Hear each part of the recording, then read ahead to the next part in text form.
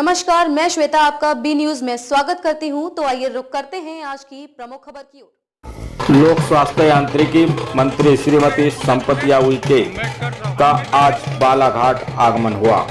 प्रथम बालाघाट आगमन पर भाजपा कार्यालय में भाजपा कार्यकर्ताओं ने संपतिया उइके जी का सहृदय स्वागत किया। भाजपा कार्यालय में कार्यकर्ताओं को संबोधन करते हुए मंत्री संपतिया उइके ने भाजपा का गुणगान किया। ऐसे पुण्य धरती जहाँ पे बाला साहेब देवरस और श्रद्धेय भाऊराव देवरस के उस पवित्र भूमि में मैं गई थी करंजा। उस करंजा गांव में एक प्रकल्प है जहाँ पे गौशाला और सरस्वती शिशु मंदिर और उस विद्यालय में छात्रावास और जैविक खेती के बारे में वहाँ पे पूरा दिन हम 11 बजे से लेकर के 3 बजे तक वहीं रहे। बहुत अच्छा प्रकल्प चल रहा है और वहाँ पे पूरे प्रकल्प को देखने के बाद वहाँ पे एक स्वास्थ्य शिविर भी लगी हुई थी, क्योंकि हमारे प्रदेश के प्रथम नागरिक राज्यपाल जी एक आह्वान पूरे मध्य प्रदेश में किया है कि सिकल सेल एनीमिया को जड़ से उखाड़ फेंकने का। तो स्वास्थ्य कैंप भी वहाँ पे था। 50,000 लोगों की टेस्ट हुई बालाघाट के अंदर, उसमें से मात्र 800 लोगों का पॉजिटिव पाया गया। बाकी सभी लोग स्वस्थ हैं, अच्छे हैं। उसके साथ साथ वहाँ पे जैविक खेती के बारे में भी कोदो कुटकी के महत्व लोगों को बताया। बड़ी संख्या में आज वहाँ पे स्वास्थ्य कैंप थी और बड़ी संख्या में लोग वहाँ उपस्थित थे। उसके बाद यहाँ पे चूँकि हमारा भारतीय जनता पार्टी का परिवार, हमारे मुखिया आदरणीय अध्यक्ष जी के नेतृत्व में, हमारी बड़ी बहन आदरणीय पूर्व प्रदेश अध्यक्ष राष्ट्रीय नेतृत्व के, हमारे राष्ट्रीय कार्य समिति की हमारी सदस्य एलकर जी, हमारे पूर्व मंत्री आदरणीय गौरीशंकर बिसेन जी, हमारे पूर्व मंत्री आदरणीय कांवरे जी और हमारे विधायक आदरणीय गौरव जी, हमारे विधायक आदरणीय राजकुमार जी, हमारे पूर्व अध्यक्ष आदरणीय रमेश जी और ऐसे हमारे सभी वरिष्ठ जन यहाँ पे भारतीय जनता पार्टी में एकत्रित हुए थे। उनसे मिलने मैंने आई और यहाँ पे भव्य स्वागत भारतीय जनता पार्टी के परिवार के हमारे सभी सदस्यों ने किया और भी कुछ चर्चाएं हुई। और अभी मैं समीक्षा लेने अभी कलेक्ट्रेट जा रही हूँ, प्रशासन के साथ भी बैठना। पीएचई को लेकर क्या स्थिति है जो कि 2024 तक का टारगेट था? यशस्वी प्रधानमंत्री जी को मैं हृदय से बहुत बहुत धन्यवाद और आभार व्यक्त करती हूँ कि उन्होंने जिस तरीके से पीएचई का एक अलग से डिपार्टमेंट जल जीवन मिशन का किया।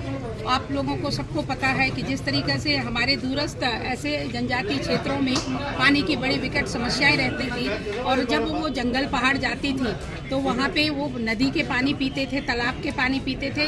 किंतु हमारी भावनाओं को समझने की कोशिश यदि किसी ने किया है तो देश के यशस्वी प्रधानमंत्री नरेंद्र मोदी ने किया और इस योजना का लॉन्च किया। और हमारे तत्कालीन जो हमारे माननीय मंत्री जी, हमारे गौरीशंकर बिसेन जी ने भी पीएचई विभाग में मंत्री थे। हमारे इसके पहले भी जो मंत्री थे एंदल जी थे और आज माननीय प्रधानमंत्री जी और यशस्वी मुख्यमंत्री जी के नेतृत्व में मुझे पीएचई विभाग दिया गया है।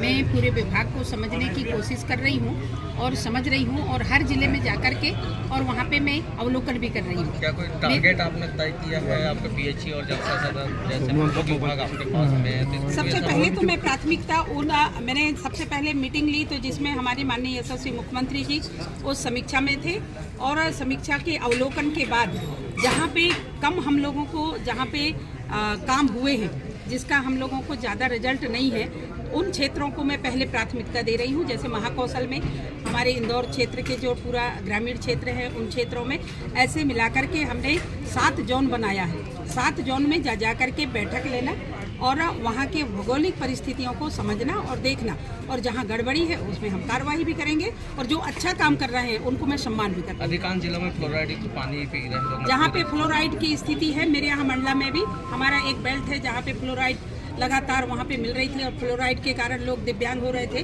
तो जिसके कारण से हम लोगों ने सामूहिक योजनाएं जल जीवन मिशन के माध्यम से 400-300 गांव सामूहिक नल जल प्रदाय योजना के माध्यम से उसको हम लिए हैं और नल कनेक्शन दे करके उनको अच्छा युक्त पानी, अच्छे गुणवत्ता युक्त पानी उनको पिलाने की पूरी कोशिश मैडम करेंगे। 2024 का लक्ष्य पूरा कर लिया जाएगा? 2024 नहीं, 2025 जुलाई तक इसको बढ़ाया गया है। 2025 तक ये हमारी सारी योजनाएं संचालित होंगे और 25 तक इसके बाद यदि विशेष परिस्थिति होगी तो माननीय प्रधानमंत्री, माननीय मुख्यमंत्री जी निर्णय लेंगे।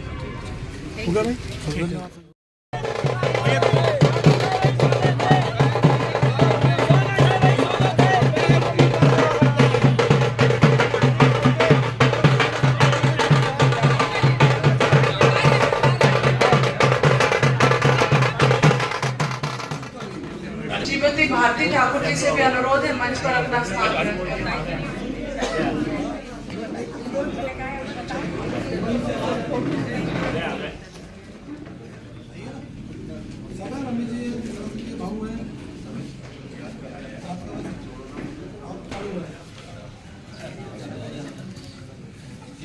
जिले की अध्यक्ष हेमा वाधवानी जी, नगर अध्यक्ष सारिका बिसेन जी, उनके साथ सारी महिला बहनें शॉल श्रीफल से आदरणीय संपत्ति उइके जी का हमारे लिए सौभाग्य की बात है कि हम सबकी अपनी चिर परिचित,